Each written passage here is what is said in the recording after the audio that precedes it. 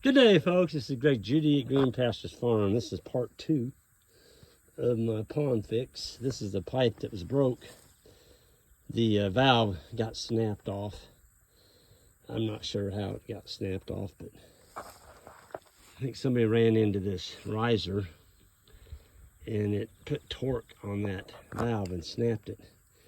So this time, I've got it fixed. I was able to cut the old one off. Of course, the water's coming out of the pond going west there. And I was able to glue that on, and then I shut that blue valve off. And when I did, I stuck a fiberglass rod behind it to keep it from being pushed off when I did shut it. And so I let it run for about a minute. And of course, I filled that. That was about a 1.5 foot hole right there that Johnny dug for me. And when the water was getting close to the top, I'm like, it's time to shut her off because I was going to have my boots underwater. So I shut it off. I let it set for about 30 minutes. I went home and got one more deal. I'm going to show you a little trick that I wish I'd have known. I didn't have a file with me, but that fitting right there is the cat's meow, but it is hard to get on a 2-inch. That's a 2-inch slip valve, slip joint. It's got big heavy rubber bushings on each end of it, here and here. And so I goobered it up with this slickum. That's the slickum you use to put the 20-foot links together that we use like out in the pastures. And so I put that slickum on there and I still couldn't get it to go on there. So I goobered it up real good. I got that spade right behind it and shoved it in the ground, and then I leveraged it like that. And I was able to get it on there. So I ran it all the way up to this line. I marked it so that when I welded this piece on, this short piece, then I could come back over it. You can see there's no play in here to glue a joint on with. So these fittings here are unbelievable. But I'll tell you what I did. I took this piece home with me, and I've got a bench grinder. Actually, it was a hand grinder, and I put a 45-degree bevel on that surface right there. So the bevel would have started on the inside and went out 45 degrees all the way around there. So this piece, when I got back, I goobered it up with that slickum. And because I had a 45-degree bend on there, I was able to kind of get it started. And then I used that spade again on its side. I drug it, I stuck it down in the clay there, and then I pulled on it like that. And it pushed it right up on there. So the end of this pipe is actually, if you look at that mark there, it's about right here. So I'm safely up on each pipe with a big rubber bushing now. It's not leaking. I've got the tire over there filling right now. I'm not going to leave until that valve shuts off. But the key is make sure you put a 45 on your pipe before you try and put one of these on, because I'm telling you what, I could not get it. It was tight. I even measured it a couple of times. Well, maybe I've got the wrong fitting. I didn't have the wrong fitting. It's just tight. It needs to be tight because that's the same fitting you use on pressurized water, but I've never used a 2-inch. I've always used an 1.25 inches, 1.5 inches, and they don't seem to be as tight. I don't know. Maybe it's just me. I'll tell you one thing, it was all I could do to get that on there, but I can hear the water going through there. Here's my shut off. And so this will have that. Let me show you what I did. So this is how got a mouse hole cut around it like this. So this piece, I'm going to cut those out just a little bit deeper. And it's going to set right over this like that. Can you see that shut off down in there? Kinda, maybe. So you get it centered like that. Okay. And then the cap, this will be taped on to these. I'm going to pull these out. I can't get them out. But I'll bring a chain back with me. And I'll put that on the skid steer and I'll just pull those up real easily. I'm gonna get this thing really secured before I start filling that hole in. Because I'm even going to take a spade before I leave today, and I'm going to tamp dirt underneath that. The full length of that pipe, I'm going to get dirt underneath it. When I say dirt, I'm talking about that stuff, clay. And I'm going to get her tamped good and tight. And before I do that, though, I'm going to let that thing shut off over there. Because see, when that valve shuts off, it's going to put pressure back here on this joint. And that's how I'll be able to tell if I've got a leak or not. I don't think I do. Not as tight as that thing went on there.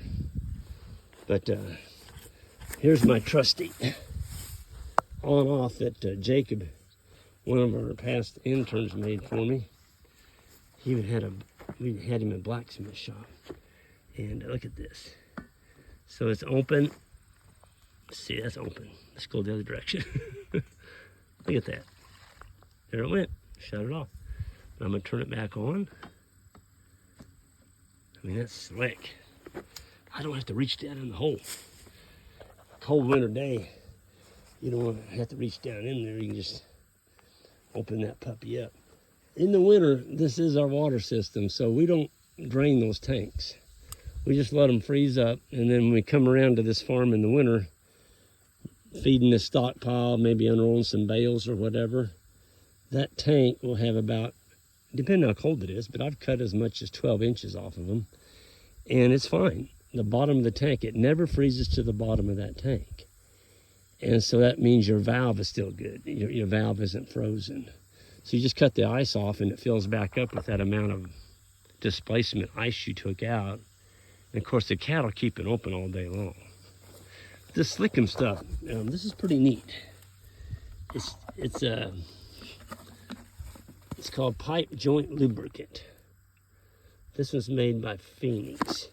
And I'm telling you what, I don't think I could have got that fitting on there without this.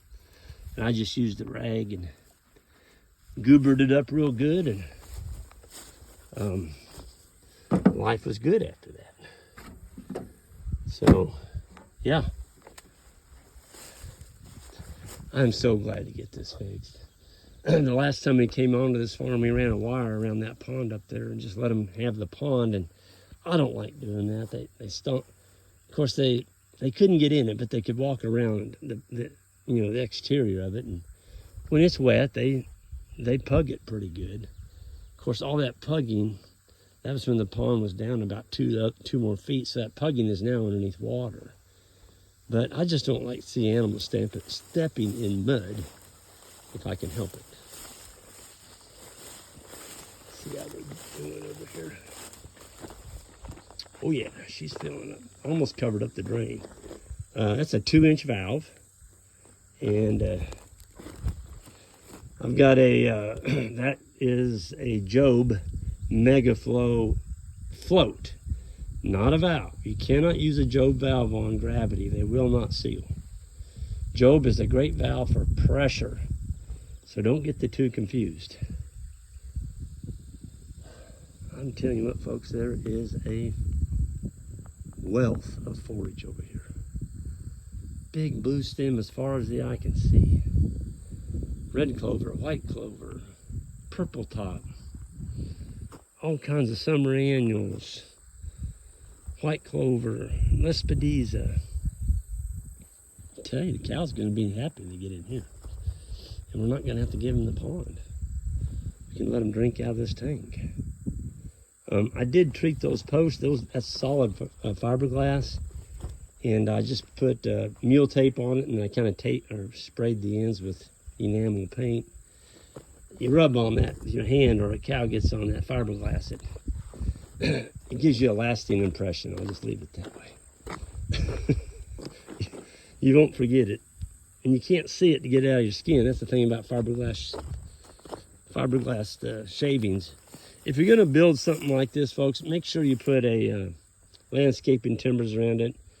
These are all cedar that we milled on our sawmill. They're cedar 8x8s. And then we pinned them. Where's the pins at? I didn't see them now. They've blown up. There. There's fiberglass stakes on this sucker. There it is. Put fiberglass stakes, about 3 or 4 on each side, and this side here, because it's the steepest, and it falls off down to that creek. Well, if you don't put a beam here, all your rock's going to be gone. Folks, the rock is still here. This is one load of rock that I hauled in, around 10 years ago. 7 years ago. 2017, no, 8 years ago. Here's my drain. There's a pipe coming out of the bank right there. So when I pulled that white cap off right there, it went clear to the floor, all my debris. I brought a broom, swept all the moss and debris out, and then I ran a little bit of Clorox with a broom and just scraped the edges of it and cleaned it. So I got a nice clean tank to start with. But this is a 15 ton of 1.5 inch, what's called 1.5 inch minus, and it's got geotextile underneath it. So it's not going anywhere. It can't go into the dirt because the geotextile is like a big foundation under there. It won't let the rock settle. So, you know, when you're paying, anybody bought any rock lately? Yeah, we got a couple of those a week or so ago, and I was shocked. It's $1,000 a load now. That's for 25 ton. These big trucks now can get 25 to 26 ton on. And, you know, it's a $1,000 bill. So you don't want that stuff to be settling in the dirt and then have to come back next year and do it again. But I'm pleasantly surprised with my setup here. So I've got some other things I'm gonna go do, and I'm gonna come back and check that tank. When it shuts off, I've already measured the float. It's gonna put my water level, probably about right down here where my hand is. There's still a lot of slop in that string. Yeah, see, it's gonna come clear up to here. That's gonna be a couple inches below my surface, which is about what I want. Anyway, that's what we got. I told you, I'm trying to give you a briefing on what it looked like when I'm done. Of course, I don't have the whole field in yet, but I'm gonna get that dirt packed in there and get my little well casing put around it. I'm gonna bring the skid steer over here. I'll be able to fill all this in, and we're gonna put some hay on this. I'm gonna put a little poly wire around it. I don't want cattle mucking this up after I get it all filled up, because it's gonna take, probably 5 or 6 months for this to get something growing on it and get it healed again, but it had to be done. And a mini hole, I mean, can you imagine how long it would have taken me to dig that hole by hand? Oh shoot, 2 days. Johnny did it in like 5 minutes. So there's certain tools of the trade that it, you know, time is money. And if you're spending 2 days out here digging with that, which I've done, my pole show diggers, which I already took out, I've done it. You know, you do what you got to do when you're poor. You don't have any other means. You just got to dig it. And I'm not saying you can't use a mini hoe, but it sure saves a lot of time. So, yeah, that's that. Folks, I'm going to get out of here. Y'all have a good one, and we'll see you next time.